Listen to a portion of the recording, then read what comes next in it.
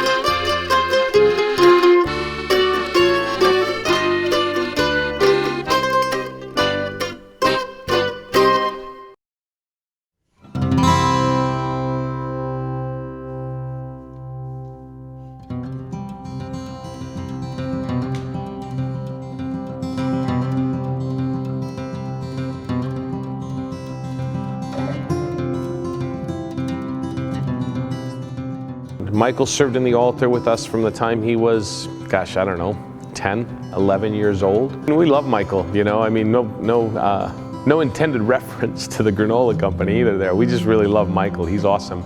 Michael and Lisa and Dimitri and Alexander have been members of our parish, gosh, for as long as I've been here. When we came to the Hamptons, we wanted to serve the community, but to expand the church family.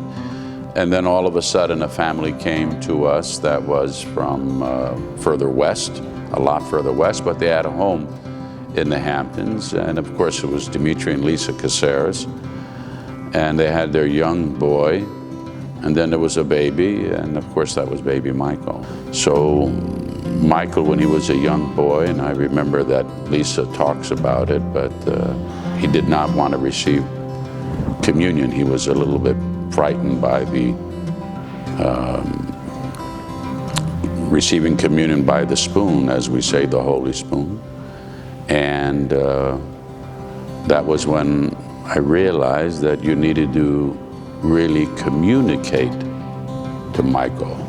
It wasn't as easy, so you had to go deeper into yourself because you were talking to someone who had depth and wanted to express that great love of life that he had. So we started that process for communion, and then Lisa and Dimitri and the boys became more involved in the life of the church. And so they also became part of that labor of love.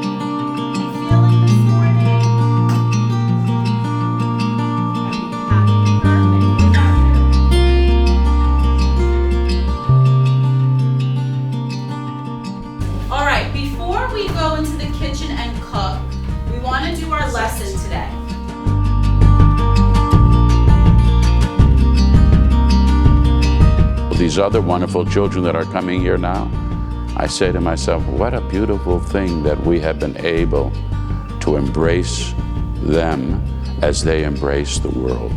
Everybody smile and say, Spanakopita! I think that everybody would agree that what we're doing here is definitely setting the bar higher for what's typically out there for people with autism and special needs. This is not a token job.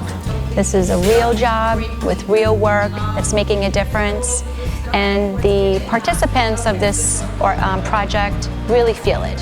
And I think that's what we're doing, and that's what's really special. It's just a wonderful Monday for all of us. And I think the ladies, you can start from over there and go around, and they'll tell you their feelings too. Melina, what do you think? We've been working with these students now for several weeks, and you see whose strengths are where. And when it all clicks, like 2 weeks ago, it was at such a natural high. Everybody was on task, everybody was engaged, everybody was really participating, and it's just, you know, you really do feel like you're making the world a little better, a little bit at a time, one person at a time, helping their lives, you know?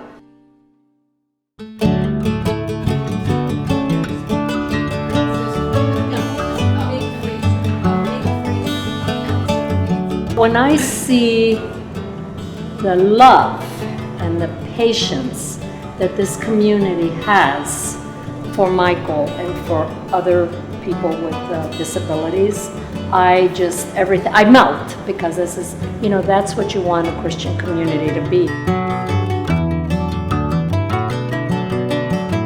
The ladies of the philanthropic part of the church are called the Philopticus. And the president of the Philopticus is the one who really has helped us make this happen as well. She's been able to entice the ladies to volunteer on Mondays, so they also come. So we have East End Disability.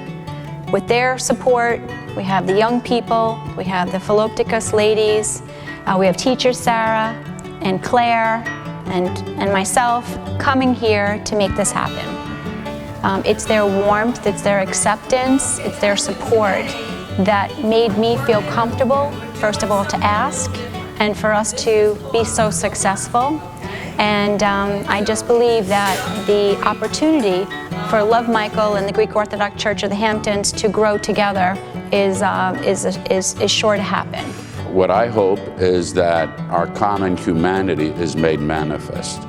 And when we can sense our common identity as human beings, not just simply human doings, that we take a break and a sabbatical from our own insanity and come together and look at people around us, that we learn to do what Jesus said, love one another as I have loved you. If that's what happens in this church structure, then I've done my responsibility as a priest.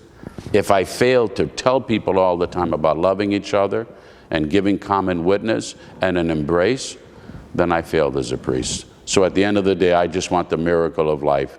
What is normal is miraculous. And if we're living in the miraculous, then let us be normal and let us love one another. Excellent. Anything else you want to say? I love Lisa.